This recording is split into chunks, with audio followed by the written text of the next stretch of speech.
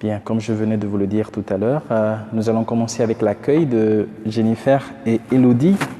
Donc, s'il y en a qui peuvent se tourner, ça vous permet de suivre leur entrée en église et après, on va commencer.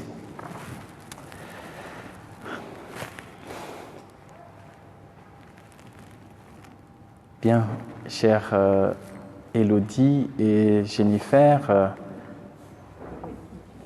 oui, Jennifer et Elodie, voilà.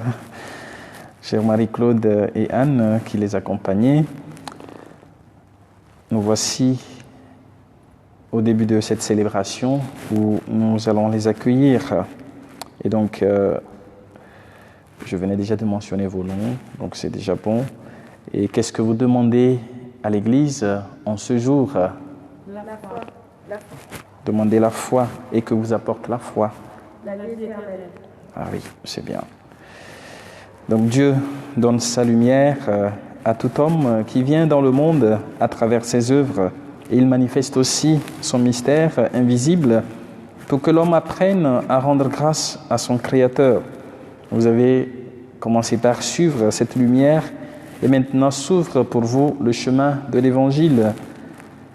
Entrez dans la foi, faites la connaissance du Dieu vivant qui a vraiment parlé aux hommes. Confiez-vous à sa sagesse en marchant à la lumière du Christ. Croyez en lui de tout votre cœur en lui remettant chaque jour votre vie. Sur ce chemin de la foi, le Christ vous conduira dans la charité pour que vous ayez la vie éternelle. Êtes-vous prêt à prendre aujourd'hui ce chemin sous sa conduite? Oui, je suis prête.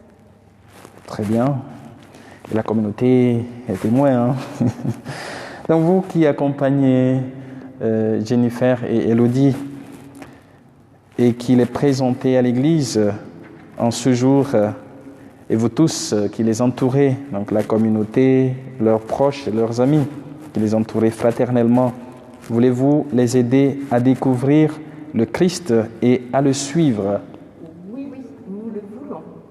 Je n'ai pas entendu la réponse de la communauté là. Ah oui, d'accord.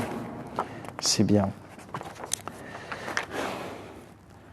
Maintenant, chers amis, je vais vous inviter à vous approcher un peu. Vous allez faire un pas vers l'avant avec ceux qui vous présentent, Anne et Marie-Claude, pour recevoir le signe de votre nouvelle condition.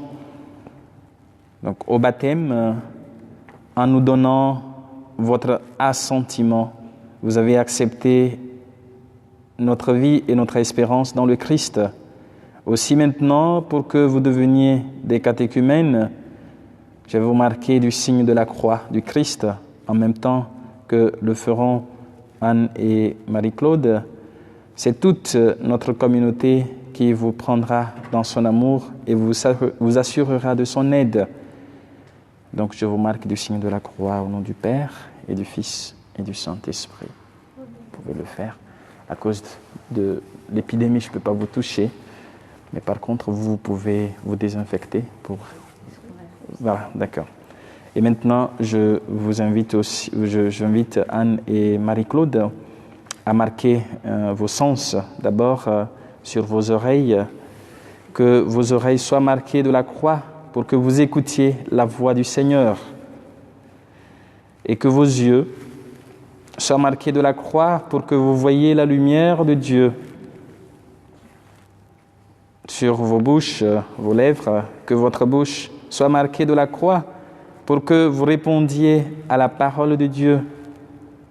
Sur votre poitrine, pour que votre cœur soit marqué de la croix, afin que le Christ habite en vous par la foi. Sur vos épaules, que vos épaules soient marquées de la croix, pour que vous portiez joyeusement le joug du Christ.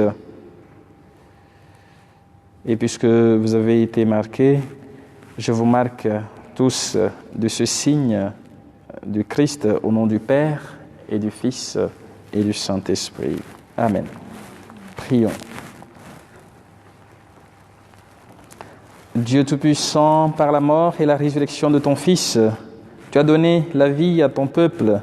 Nous te prions pour Jennifer et Elodie, que nous avons marqué du signe de la croix en marchant sur les traces du Christ, qu'elles gardent dans leur vie la force de la croix et qu'elles en témoignent dans leurs actes quotidiens par Jésus, le Christ notre Seigneur. Je vous invite maintenant à entrer ensemble avec la communauté pour écouter la parole de Dieu. On peut prendre le chant d'entrée.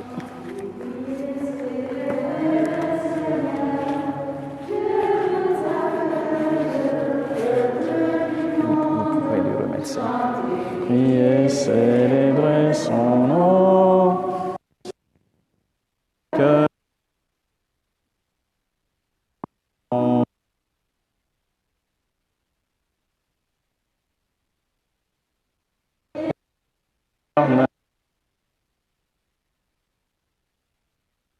sonner.